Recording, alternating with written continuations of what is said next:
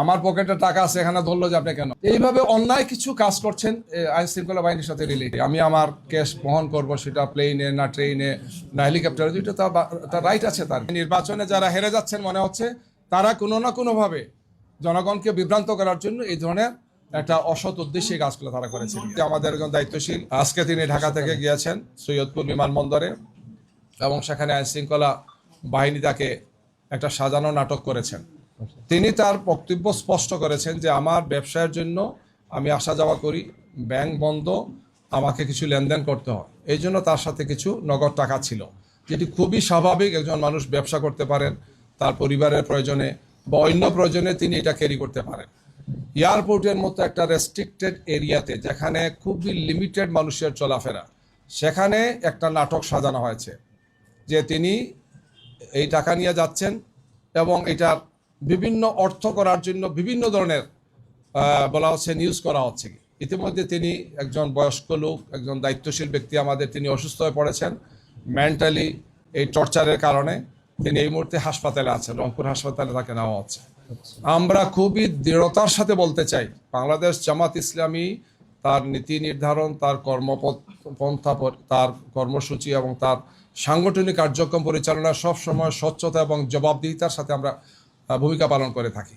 জামাত ইসলামীর নেতৃবৃন্দকে, জামাত ইসলামীকে বিতর্কিত করার জন্য এই ধরনের অপপ্রয়াস অতীতে হয়েছে। গত 28 তারিখ আমিরে জামাত যখন কুষ্টিয়া থেকে সফর আরম্ভ করেন, আপনারা খেয়াল করেছেন, তখন মেহেরপুর জেলা আমিরের গাড়িতে অস্ত্র পাওয়া গিয়েছে এই মর্মে একটা নিউজ দেওয়া হলো।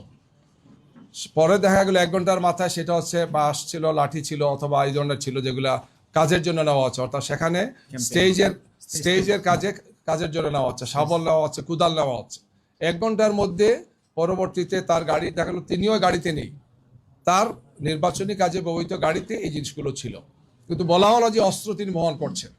এই ধরনের উদ্দেশ্য প্রণোদিতভাবে কিছু নিউজ তৈরি করে কিছু লোক আইন শৃঙ্খলা বাহিনীর একটা অংশের যোগসাজশে আমাদের ভাবমর্যাদাকে নষ্ট করার জন্য চেষ্টা করা হচ্ছে। অথচ 1 ঘন্টার মধ্যে তাকে ছেড়ে দেওয়া হচ্ছে, তাকে বলতে তার গাড়িতে যারা ছিলেন, এবং বলা হচ্ছে যেগুলো কিছুই ছিল না, এবং সেটাই আসলে বাস্তব ছিল।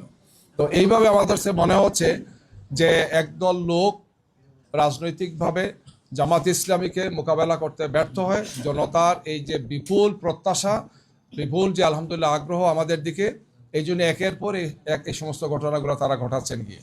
নারী কর্মীরা আমাদের কাজ করতে গিয়ে বাধার সম্মুখীন হচ্ছেন, ফিজিক্যালি তাদেরকে ইনসাল্ট করা হচ্ছে, কাজ করতে দেওয়া হচ্ছে না, উল্টো আমাদের উপর নারীদের ব্যাপার বিভিন্ন কথা ছড়ানো হচ্ছে।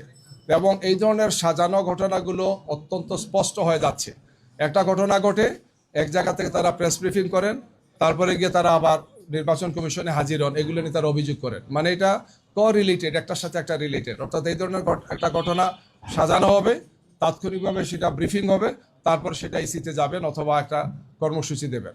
অর্থাৎ জামাত ইসলামীকে এবং আমাদের সাথে যে 11 দলীয় যে নির্বাচনী ঐক্য আছেন, তাদের সামগ্রিক অবস্থানকে প্রশ্নবিদ্ধ করার জন্য নির্বাচনকে সামনে রেখে একদল লোক, একটি দল এই কাজগুলো করছেন।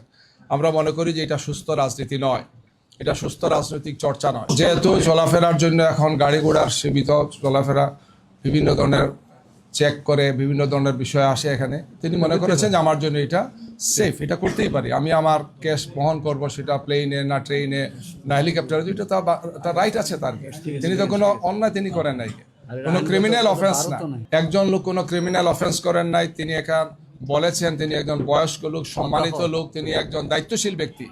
এরপরও এটাকে সাজানো মানেই হচ্ছে যে নির্বাচনে যারা হেরে যাচ্ছেন মনে হচ্ছে তারা কোনো না কোনোভাবে জনগণকে বিভ্রান্ত করার জন্য এই ধরনের একটা অসৎ উদ্দেশ্যে কাজগুলো তারা করেছেন। আকালমন্দকে ইশারায় কাফি, আপনারা বুঝতে পারতেছেন কারা এই কাজগুলো করছেন, কারা ব্রিফিং করেন, কারা যান সবকিছু মিলে। আমার পকেটে টাকা আছে, এখানে ধরলো যে আপনি কেন এইভাবে অন্যায় কিছু কাজ করছেন আইন শৃঙ্খলা বাহিনীর সাথে রিলেটেড, এবং এরা উদ্দেশ্য প্রণোদিতভাবে করছেন। আমরা তাদেরকে মনে করি যে তারা একটা পর্যায়ে তো চিহ্নিত হবেন এবং জনরুষে তারা পড়বেন, এই কাজ থেকে তাদের বেরিয়ে আসতে হবে। আশঙ্কা করছি যে এই ধরনের মিডিয়া ট্রায়াল বা এই ধরনের প্রশাসনিক কিছু কাজ করে আমাদের মর্যাদাকে, আমাদের সম্মানকে এবং জনগণকে বিভ্রান্ত করার একটা অপপ্রয়াস অতীতেও করেছেন। তখন করেছিল ফেসিবাদের দোসররা, ফেসিবাদ এবং তার দোসররা। এখন নতুন ফেসিবাদ যাতে এই কাজগুলো না করে, যারা করবেন তারা ফেসিবাদের দোষর হিসেবে চিহ্নিত হবে।